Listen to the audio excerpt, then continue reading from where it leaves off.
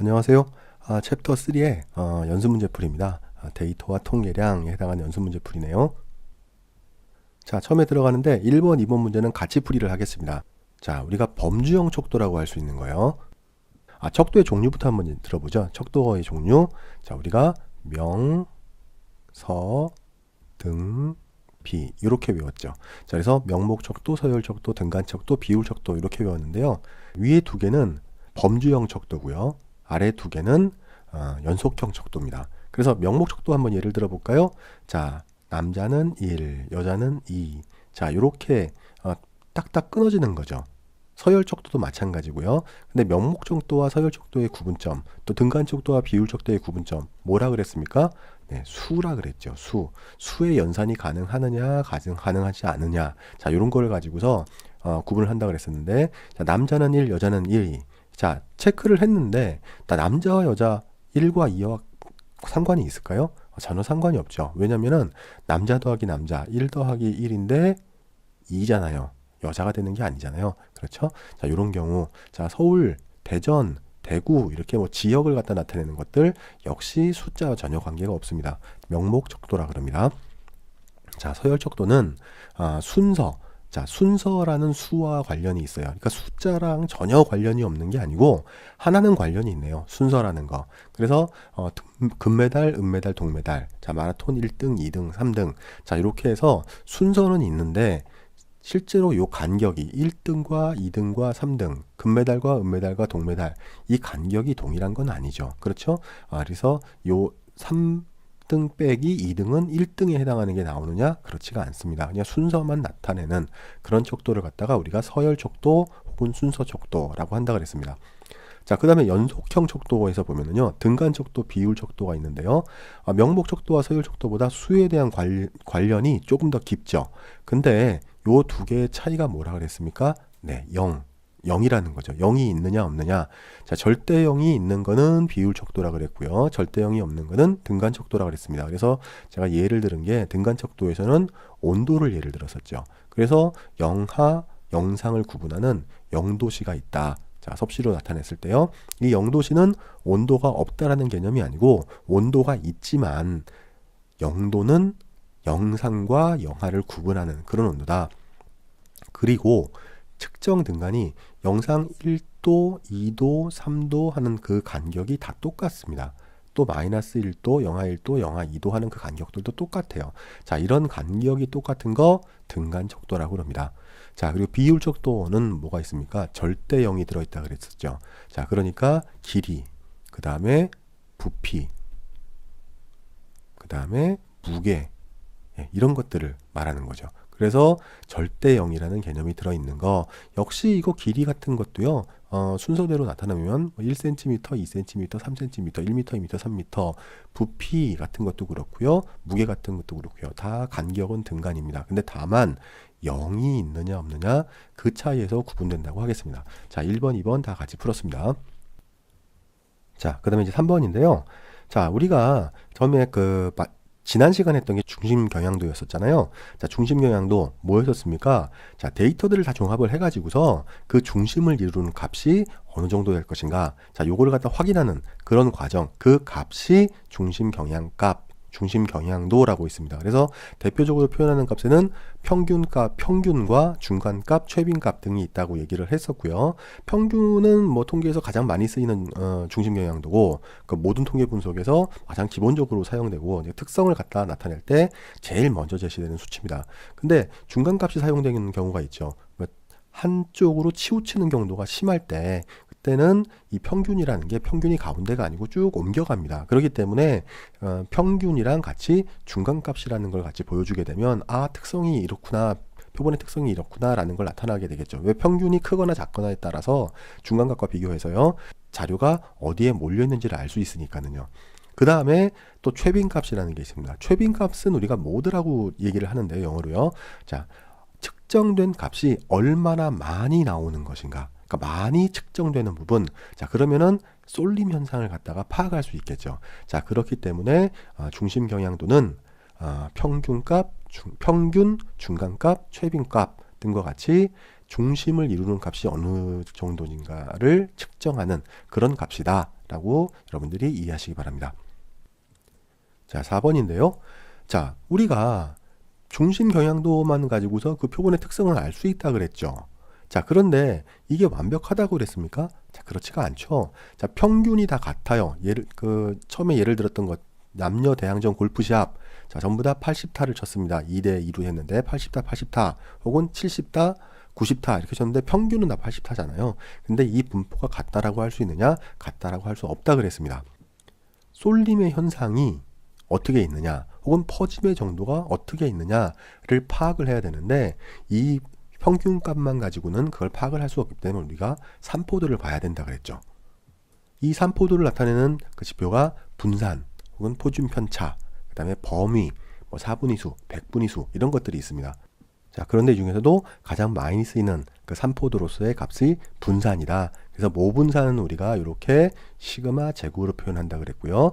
표본 분산은 이렇게 S의 제곱, 그 다음에 모 표준 편차는 시그마, 그 다음에 표본 표준 편차는 S 이렇게 표현한다 그랬습니다. 그래서 다 더한 거, 각각 측정치를 평균으로 빼서 제곱을 해서 더한 다음에 요거는 N으로 나눈다 그랬었고요. 그 표본에서 구한 건 n-1로 나눈다 그랬습니다. 자, 이렇게 표본에 대한 산포도와 모 집단에 대한 산포도를 갖다 구하는 방법을 알아봤습니다. 자, 그 다음에 이제 5번인데요. 자, 5번에서 보면은 우리가 자유도를 갖다 이용한다 그랬었죠. 자, 자유도를 우리가 어떻게 이용했었죠? 방금 봤듯이 모 분산, 자, 시그마 제곱이나 모 표준 편차 시그마를 갖다가 구할 때는 n으로 나눠준다 그랬었는데, 우리가 표본에 해당하는 표본 분산이나 그 다음에 표본 표준 편차는 n-1로 나눠준다 그랬었죠. 자, 이렇게 구하면은 일단 기초 통계학에서 제가 설명할 때는 어떻게 설명을 하냐면, 일단 쉽게 이해하시라고, 자, 여기서 구하는 값보다는 표본에서 구하는 값들이 조금 더 큽니다. 그러니까 시그마 제곱보다는 S 제곱이 조금 더 크게 나와요. 자, 그리고 당연히 표본 시그마보다 S가 조금 더 크게 나오죠. 그러니까 표준 편차도 모 표준 편차가 표본 표준 편차보다 작게 나옵니다. 당연히 이거는 분모가 작기 때문에 1-1만큼 작기 때문에 조금 크게 나오죠.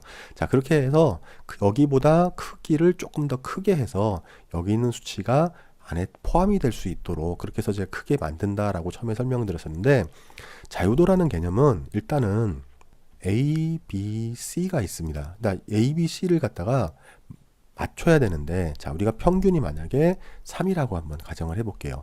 A가 선택될 수 있는 숫자는 아무 숫자나 선택이 돼도 됩니다. B가 선택되는 숫자도 아무거나 선택이 돼도 돼요. 근데 A, B가 딱 정해졌다라면 평균 3을 만들기 위해서 C는 숫자가 딱 어느 한 군데가 정해졌을 거예요. 왜? A와 B가 정해졌기 때문에 여기에 맞춰서 평균 3을 만들어야 되기 때문에 C는 딱 정해져 있단 말이에요. 왜냐하면 공식은 딱 A 더하기 B 더하기 C를 나누기 3이잖아요. 근데 이게 3이 나와야 되기 때문에 A과 B가 정해져 있기 때문에 C는 당연히 요거 이항해가지고서 구하면 딱 정해져 있는 수치잖아요. 아무거나 구할 수가 없어요. 그래서 자유도는 이 세 개의 숫자 중에서 하나가 빠진 숫자가, C가 빠진 숫자가 자유도가 된다. 그래서 n이 3이니까 n-1만큼에 해당하는 2가 된다라고 해서 자유도를 갖다 얘기했었는데, 요 자유도를 가지고서 여기서 이렇게 빼는 거예요. 자, 이 더 자세한 내용들은 제가 내일, 금요일 날 제가 왜 그렇게 되는지 요거를 갖다가 제가 수식으로 제가 증명하는 그런 시간을 갖도록 하겠습니다. 내일 동영상을 한번 정확하게 봐주세요. 거기서는 정확하게 증명을 하기 때문에 왜 그런지를 여러분들이 아실 수가 있습니다. 자, 이제 6번 문제는 이제 실습 문제네요. 자, 실습 문제로 해서 파일을 갖다 이렇게 열어보시면 연습 문제 엑셀 파일이 있습니다. 그 중에서 전선 길이라는 탭, 그걸 갖다가 시트를 갖다 열어보시면 이렇게 돼 있네요. 근데 구간을 갖다 190부터 300까지 5 단위로 해가지고서 등급을 나누래요. 구간을요. 그러니까 190부터 시작을 해서 195, 그 다음에 200이 되겠죠. 자, 요렇게 해가지고 300까지 나누랍니다. 그럼 요렇게 해가지고서 요거를 쭉 잡고서 이렇게 끌어내리면 돼요. 그 앞에 숫자가 표시가 되고 해당하는 거를 갖다가 이렇게 300까지 쭉 놔두고 그 다음에 우리 어디서가 한다 그랬었죠?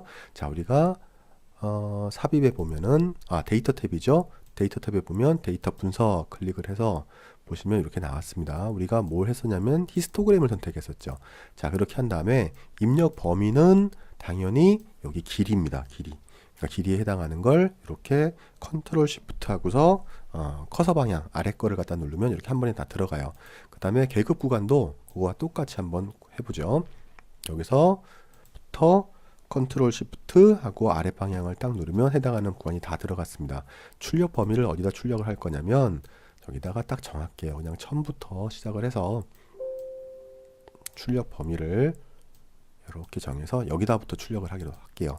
이렇게 해가지고서 확인 이렇게 해주면 계급에 해당하는 190에서 195 사이에 해당하는 그 다음에 195에서 200에 해당하는 190에서 190까지에 해당하는 거, 그 다음에 190에서 195까지에 해당하는 거 2개 이렇게 해가지고 안에 있는 걸 다 체크를 하실 수 있습니다. 근데 기타들도 이렇게 체크를 하시는 걸 여러분들이 보실 수 있어요.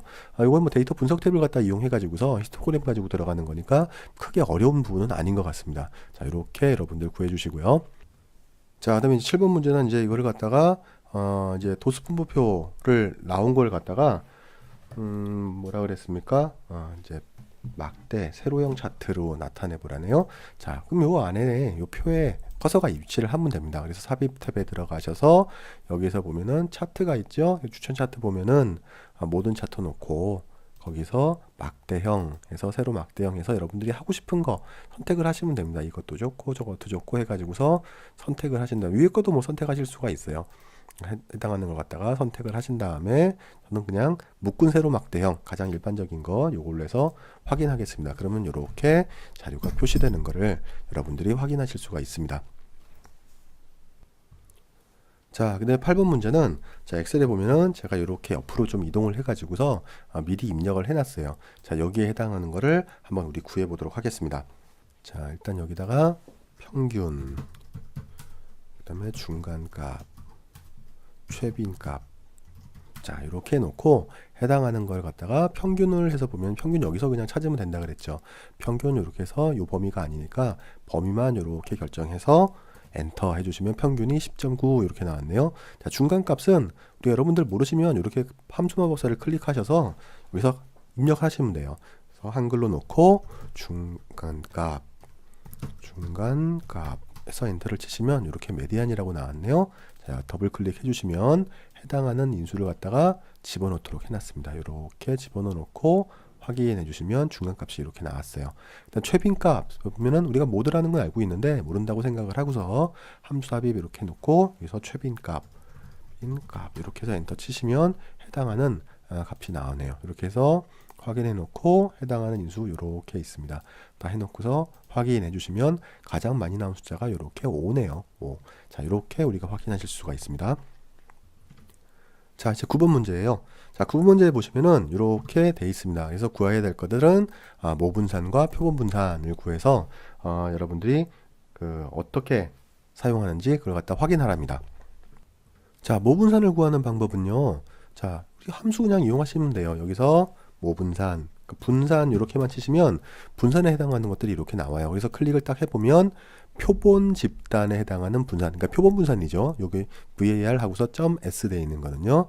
근데 여기 뒤에서 보면은 밑에서 보면 var.p 이렇게 돼 있는 거요. 요거는 보면은 전체 모집단의 분산입니다. 그러니까 우리 모분산이니까 요걸로 해야 되겠죠. 그래서 확인 이렇게 해주시면 해당하는 범위를 갖다 입력하도록 이렇게 나옵니다.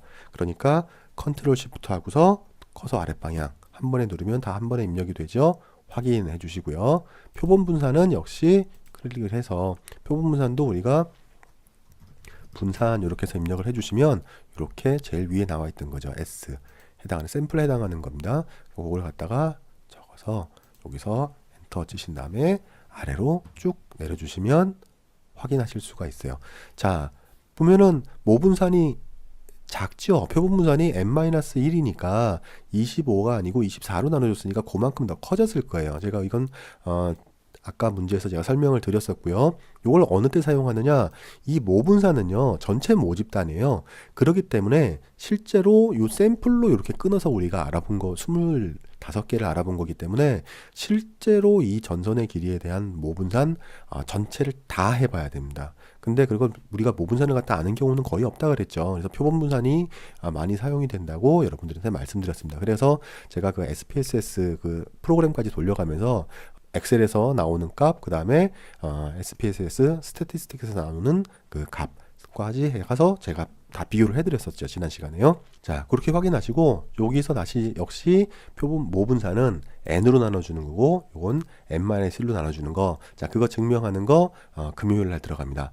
여러분들 꼭 놓치지 마시고 한번 여러분들 그것도 같이 시청해 보세요. 자, 오늘도 시청해 주셔서 감사합니다. 기초통계학을 학습하시다가 궁금한 점이 있거나 잘 모르겠는 거, 그 다음에 혹은 이해가 잘 되지 않는 부분 있으면 어떤 질문이든 답변을 해드리도록 하겠습니다.